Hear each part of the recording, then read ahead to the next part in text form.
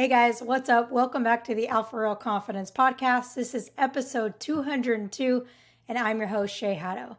So, in today's episode, we're going to be talking about how to transition to a new team. So, it's fall season, whether you're joining a new team or have new teammates or a new coach, this episode is going to be for you. Before we get into it, I have something really exciting that I want to share with you that I'm absolutely buzzing about. So, a couple weeks ago, I was thinking about what do people really need right now, right? Well, with going back to school, I don't know about for you, but for me, I was always really stressed out. There's always so many things to juggle with school, sports, friends, managing the stress of it all, joining a new team, having new classes, all of that kind of stuff. So next week on September 14th, we are going to be running a series called the Back to School Confidence Series. So registration is open now, but we're going to be going into the topic that we're talking about today. We're also going to be talking about how to manage stress in school and in sport, how to have the courage to make new friends and ask for help, how to better manage your time and set really powerful goals, and so much more. So if you want to learn more about the Back to School Confidence Series, make sure you check out all the information in the show notes below. All right, so let's get into today's episode. So I first want to start with my story, because all the things that I'm going to teach you today and that we're going to talk about today is I've learned from my experience as the new kid. And I've only ever been the new kid a couple times, but once when I was in college where I had not the greatest experience. But I learned a lot of lessons along the way that I want to teach you so that you don't make the same mistakes along the way. So when I first went to college, I went to Virginia Commonwealth University. So it was 2,000 miles away from where I lived in Utah. So the reason why I went there is because I felt so welcome and I felt so at home with the girls and the coaches. And I just felt like it was really a family. Well, it turns out that yes, it was a great experience. My teammates and coaches were amazing, but the environment and being so far away from home just wasn't for me. So I ended up actually transferring to Utah State, which is my home state, about 2 hours away from where my parents lived at the time. And I assumed that because I was from there, because I knew some of the girls, that I would fit in pretty well, that I would just kind of be welcomed and feel welcomed. But that was far from the truth. I got there spring season, so everyone else had a whole semester to get to know each other, to bond with each other. And here I come, the only new kid coming in. Obviously, there's a lot of competition, and I came in extremely out of shape. So that did not help my case either. But I really had a hard time transitioning. I didn't feel welcome.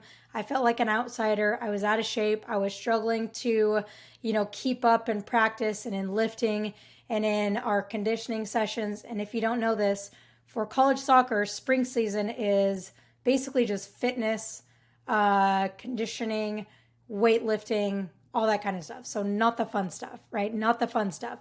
So to come in being out of shape to that was really hard. And I just had a really hard time transitioning being the new kid. But like I said, I learned a lot of great things that I want to share with you so that you don't have to go through what I went through, whether you're just the only new kid or maybe you're just joining kind of a new team or a new coach or something like that. So the first and most important thing that you must do that I did not do is you must, if you want to earn the respect of your teammates and of your coaches, you have to be the hardest worker. You don't have to be the most talented. You don't have to be the best tactically or technically, but you do need to go out there and work your butt off every single day. And it's not just about working your butt off in the big things, right, in practices and stuff like that, but what do you do outside of practice? Are you showing up early? Are you staying late? Are you putting in the work in the classroom? Are you doing the little things? Are you helping to clean up? Are you holding your weight? Are you filling your role as a teammate? Right? Everyone will completely respect you a lot more if you are putting in the work and you're being the hardest worker on the field. And I learned that the hard way. And I think that was why I had such a hard time, is because not that I wasn't working hard, but just that I was struggling so much. And when I was struggling so much, it made me not want to work so hard. So if you can just do that one thing by working hard, even if you have a bad day, you can still work hard. So if you can just be the hardest worker on the field or on the court, You're going to earn the respect of your teammates. When you earn the respect of your teammates, they're going to start to welcome you in as family. So that's number one, okay? Number two is socially, you have to put yourself out there. You can't expect your teammates to put in all the work. You can't expect them to welcome you with open arms. Obviously, that can happen sometimes, and that's what we want to happen, but it's not always the reality. So you have to get outside of your comfort zone. You have to put yourself out there, meet new people, strike the conversation, ask them to hang out after practice or after games or study together, go get ice cream together, go to a movie together. You have to be the one to initiate that a lot of the time. And when you start to initiate that, they'll respond. But if you did what I did, which what I did is I would drive home every single weekend to go hang out with my family because I was like, well, I don't have any friends here, so I better just go home. Well, I lost so much precious time on the weekends not hanging out with my teammates, and that really showed the whole next semester too. So for almost a year, I didn't have very strong, tight relationships with my teammates because I always left because I didn't put in an effort to get to know them off the field. So put yourself out there and get to know your teammates off of the field. And sometimes the little things go a long way. All right. And the third and last thing is to get out of your own head, get out of your own problems and your self-absorption by being of service to the team, by helping other people out. And this one isn't only good when you're, struggling with transitioning and fitting in, but it also is huge if you're just kind of struggling with your confidence or you're just kind of in your own head about your own issues and your own problems. Helping other people is such a great way to get out of your own way, to kind of zoom out and to help other people. When you help other people, you're going to feel a lot better about yourself. And also, it kind of makes your problems and everything seem a little bit smaller. So helping other people on your team could be as simple as encouraging them during practice. Maybe they made a mistake, encouraging them. If they did something well, encourage them, praise them, be a good teammate. Maybe it's training together. Maybe after practice, you can help your teammate that you're really good at something and maybe your teammate isn't and they're trying to get good at it. Maybe it's you offering like, hey, do you want to go take some shots? Like I'd love to help you, or maybe it's just literally offering water or offering a ride or doing just those little things to show your team that, hey, I'm here to be a good teammate. I'm here, like you can trust me. Like my goal is the success of the team, not just the success of me. When your teammates can see and when your coaches can see that your big goal is the success of the team, that's when they're really going to start to welcome you in. Because think about it.